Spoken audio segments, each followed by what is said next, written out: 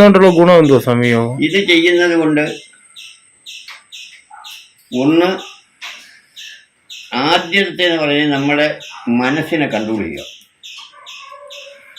ഇപ്പം മനസ്സെന്ന് പറയുന്നത് 1000 വിഷയങ്ങളിൽ ഇങ്ങനെ സഞ്ചരിച്ചുകൊണ്ടിരിക്കുകയാണ്. ഇപ്പം ഇവിടെ ഇരിക്കുന്നുവെങ്കിലും മനസ്സിങ്ങനെ വ്യാപരിച്ചുകൊണ്ടെങ്കിൽ ഇരിക്കുവാണ്. എനിക്കുള്ള അത് കിടക്കുന്നു, അവിടെ മറ്റൊരു കിടക്കുന്നു, ഇത് കിടക്കുന്നു, ഇവിടെ കിടക്കുന്നു, അങ്ങോട്ട് പോയില്ല ഇങ്ങോട്ട് പോയില്ല, ഇങ്ങനെ അങ്ങ് മനസ്സ് വ്യാപരിച്ചുകൊണ്ടിരിക്കും. ഈ മനസ്സിനെ നമ്മളിലേക്ക് ഒതുക്കി നിർത്തുവാനുള്ള ഒരു വൃത്തിയാണ് യോഗ എന്ന് പറയുന്നത്. അതിന് പ്രമാണം പറയുന്നത് യോഗ ചിത്തവൃത്തി നിരോധ എന്ന് പറയും. ചിത്തത്തിൻ്റെ വൃത്തിയെ നിരോധിക്കലാണ്. നമുക്ക് ചിത്തവൃത്തി എന്ന് പറയുന്നതാണ് ഏറ്റവും പ്രാധാന്യം. അതിനകത്തൊരു ഏകാഗ്രതയുള്ള ജനങ്ങൾ വളരെ കുറവാണ്. ഏകാഗ്രതയാണ് അവനെ വിജയത്തിലെത്തിക്കുന്നത്. അതെത്തിക്ക് അങ്ങനെ ഒന്നൊരു കുറവാണ്. അപ്പോൾ യോഗ ചിത്തവൃത്തി നിരോധ, ചിത്തത്തിൻ്റെ വൃത്തിയെ നിരോധിക്കുകയാണ്. നമ്മളൊരു സംഗതിക്ക് ഒരുങ്ങി അത് ചെയ്യുക. അപ്പം മരത്തേക്കറങ്ങുക വെച്ചാൽ മരത്തേക്കറങ്ങുക, ഓടണം വെച്ചാൽ ഓടുക, കിണറ്റിലിറങ്ങുക വെച്ചാൽ കിണറ്റിലിറങ്ങുക. നമുക്ക് മറ്റെന്തെങ്കിലും ഒരു വൃത്തിയാണെന്ന് വെച്ചാൽ അപ്പോൾ ചെയ്യുക എന്നുള്ളതാണ് അതിൻ്റെ മുഖ്യമായ ഘടകം. അപ്പം ചിത്തവൃത്തി എന്ന് പറയും, അതിനെ നിരോധിക്കലാണ് യോഗ. ആ നിവൃത്തി കൊണ്ട് അനേക രോഗങ്ങളെയും നമുക്ക് അതിജീവിക്കാൻ കഴിയും. യോഗ ചികിത്സ എന്ന് പറയുന്ന ഒരു പ്രസ്ഥാനം തന്നെ ഉണ്ട്. എല്ലാ രോഗങ്ങൾക്കും യോഗ ചികിത്സകളുണ്ട്.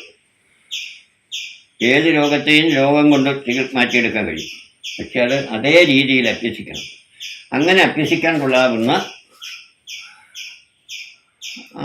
സാധകന്മാരിപ്പോൾ കുറവാണെന്ന് പറയും. അങ്ങനെ സാധകന്മാരും കുറവാണ്, ഇങ്ങനെ പഠിപ്പിക്കുന്ന ഗുരുക്കന്മാരും കുറവാണ്. ഇവിടെ യോഗാചാര്യന്മാരെന്നൊക്കെ പറഞ്ഞ് നടക്കുന്നതൊക്കെ വെറുതെയാണ്. അത് പൈസ ഉണ്ടാക്കാൻ നടക്കുന്നതേ ഉള്ളൂ. ഇത് ഈ നിയമങ്ങളൊന്നും അവർക്കും ബാധകമല്ല. എനിക്ക് അനേകം ഗുരുക്കന്മാരെ അറിയാതുകൊണ്ട് പറഞ്ഞു.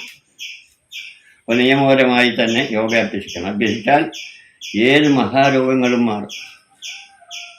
അവന് ആഹാരക്രമം മുഖ്യമാണ് ഈ യോഗ അഭ്യസിക്കുന്നത്. പോത്തിറച്ചിയും കാളയിറച്ചിയും മാട്ടിറച്ചിയും കോഴിക്കാലും ഒക്കെ തിന്നുകയും വെച്ചവൻ യോഗ അഭ്യസിക്കാൻ നിയമമില്ല. യോഗി സാധകൻ എന്തെല്ലാം ആഹാരങ്ങൾ ഭക്ഷിക്കണമെന്ന് നിയമം പറയുന്നുണ്ട്. യോഗശാസ്ത്രം പഠിക്കണം, അതൊക്കെ ഭക്ഷിക്കാവൂ. കടു കമ്മള തീഷ്ണ ഉഷ്ണ ഹജീതശാഖ സൗവീര തൈല തില സർഷഭ മധ്യമർച്ച്യാൻ അജാംസി മാംസ രചിതക്ര കുലത്ഥ കോല പിണ്യാക ഹിങ്കു ലക്ഷുനാദ്യം അപഥ്യമാകൂ. യോഗ അഭ്യസിക്കുന്നവൻ ശീലിക്കേണ്ട ശീലമാണ്. കടു എരിവുള്ളവ, അമ്മളം പുളിയുള്ളവ, തീഷ്ണദ്രവ്യങ്ങൾ ഉഷ്ണദ്രവ്യങ്ങൾ, ഹരീരകീന് വാസ്തുചീര, സൗവീരം ചുവർച്ചില ഉപ്പ്, സർഷഭം കടുക്, മദ്യം മത്സ്യം മാംസം, ദധി തൈര്, ചക്രം മോര്, കുലത്ഥം മുതിര, ഹിങ്കു കായം, ലശുനം വെളുത്തുള്ളി, ഈ സാധനങ്ങൾ യോഗസാധകൻ അപഥ്യങ്ങളാകുന്നു. അങ്ങനെ ഇരുന്ന് ശീലിക്കുന്ന ഏതെങ്കിലും അഭ്യാസം കണ്ടിട്ടുണ്ടോ, കേട്ടിട്ടുണ്ടോ? പഠിപ്പിക്കുന്ന ഗുരുക്കന്മാരെ കണ്ടിട്ടുണ്ടോ? അപ്പം ഏറ്റിലപ്പടി വയറ്റിലിപ്പടി എന്ന് പറഞ്ഞാണ് ഇതൊന്നും അംഗീകരിക്കുന്ന ഗുരുക്കന്മാരല്ല ഇവിടെ. ഏതാ ഈ ഭക്ഷണങ്ങൾ, ഇത് ഭക്ഷണക്രമം മുഖ്യ ഘടകമാണ് ഇതിന്. എന്താണെന്ന് വെച്ചാൽ അയാളിൽ നിന്ന് വിചാരവികാരങ്ങൾ ഇങ്ങനെ ഉണ്ടായിക്കൊണ്ടേയിരിക്കില്ലെങ്കിൽ, അതുകൊണ്ടാണ് ഈ സാധനങ്ങളൊക്കെ ഉപേക്ഷിക്കണമെന്ന് പറഞ്ഞത്. ഉണ്ടോ? അദ്ദേഹം കേട്ടിട്ട് പോലും കാണുമെന്ന് അറിഞ്ഞില്ല ഈ യോഗ പഠിപ്പിക്കുന്നത്. അവന് ഒരു പറക്കാറ്റായിട്ട് ഇന്നിട്ട് വരിക, യോഗ പഠിപ്പിക്കുക. വേറെടുത്ത് തെങ്ങേന്ന് ഇറങ്ങി വരിക, യോഗ പഠിപ്പിക്കുക. എന്നെ വിളിച്ച് ഒരുപാട് പേര് ചോദിക്കുന്നത്, രാത്രിയിലൊക്കെ ഒരുപാട് ചിലവന്മാരുമായിട്ട് കൊടുക്കാൻ പിന്നെ വിരോധിച്ചിട്ടുണ്ട്. അങ്ങ് ഒരുപോലെ പറഞ്ഞ് നമ്മൾ എത്ര നേരം സംസാരിക്കും. അപ്പോൾ ഞാൻ പറയുന്നത് ഇയാൾ ഒരു കാര്യം ചെയ്യണം, നിർത്തിയിട്ടൊക്കെ അങ്ങ് ആശ്രമത്തിൽ പോവാം, അല്ലെങ്കിൽ ഒരു കാര്യം ചെയ്യണം, നല്ല ഗുരുക്കന്മാരോട് ശിക്ഷപ്പെടണം. അതല്ല ഇയാൾ ചോദിക്കുന്ന എല്ലാത്തിനും മറുപടി പറയണമെങ്കിൽ ശിക്ഷപ്പെട്ടേ, അല്ലെങ്കിൽ പറയത്തില്ല. അങ്ങനെയൊക്കെ പിണങ്ങിപ്പോയവരുണ്ട്. അപ്പോൾ അതിൻ്റെ കാരണം ഇതൊക്കെയാണ്. അപ്പം ഈ യമനിയമാദികൾ മുതൽ ഇങ്ങനെയൊക്കെ അങ്ങോട്ടുള്ള കാര്യങ്ങൾ ശീലിക്കാൻ ഇവിടെ. അതുകൊണ്ടാണ് യോഗ കൊണ്ടൊന്നും ഒരു ഉപയോഗവും ഇല്ലാതെ യോഗ ചെയ്യുന്നവൻ കുറേ കാലം കഴിയുമ്പോൾ മഹാരോഗിയായിട്ടങ്ങ് മാറുകയാണ്. ഇതിൻ്റെ കാരണം ഇതൊക്കെയാണ്. ഭക്ഷണ ക്രമീകരണങ്ങളില്ല.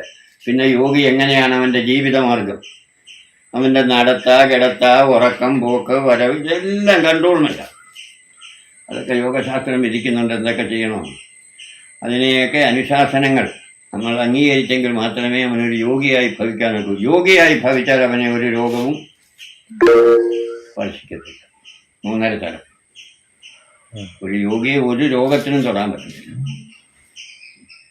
കാരണം അവനെ സംരക്ഷിക്കുന്ന ആളാണ്. എന്തുകൊണ്ടെന്നാൽ അയാളുടെ ശരീര മനസ്സുകൾ, പ്രാണമനസ്സുകൾ, അവൻ്റെ പ്രാണവായുവും രക്തവും ഒരേപോലെ സഞ്ചരിച്ചുകൊണ്ടേയിരിക്കും. അതിനെ കൺട്രോൾ ചെയ്യുന്ന മനസ്സാണ്. മനസ്സിനെ കൺട്രോൾ ചെയ്യുന്നതാണ് യോഗം. അതാണ് യോഗ ചിത്തവൃത്തി നിരോധ എന്നൊക്കെ പ്രയോഗിച്ചത്. അങ്ങനെയൊക്കെ ശീലിച്ചാൽ മാത്രമേ നമുക്ക് യോഗം കൊണ്ട് പ്രയോജനമുള്ളൂ. അതിനൊക്കെയുള്ള ഗ്രന്ഥങ്ങളും കിട്ടും, യോഗ ചികിത്സകളുടെയൊക്കെ ഗ്രന്ഥങ്ങൾ കിട്ടും. പക്ഷെ ഇങ്ങനെയുള്ളവനെ ഇത് അഭ്യസിച്ചെങ്കിലേ രോഗം മാറാൻ. ക്യാൻസറിന് വരെ യോഗ ഉണ്ട്. പക്ഷെ അവൻ ഈ പറഞ്ഞ സ്ഥലം മുതൽ തുടങ്ങണം. ഇവിടെ ആഹാരക്രമം മുതൽ തുടങ്ങണം. എല്ലാ അസുഖത്തിനും ഉണ്ട് യോഗ. പിന്നെ എല്ലാ മണ്ണങ്ങ് അങ്ങ് മുറ്റി